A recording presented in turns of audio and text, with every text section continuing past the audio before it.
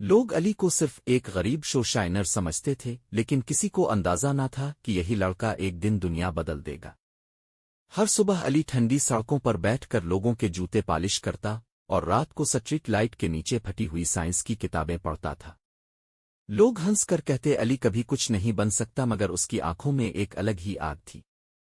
ایک دن علی نے پرانے کچرے اور ٹوٹے ہوئے پارٹ سے ایک چھوٹا روبوٹک گلوز بنایا۔ جب اس گلوز نے پہلی بار ایک معذور بچے کا ہاتھ ہلایا تو پوری دنیا حیران رہ گئی۔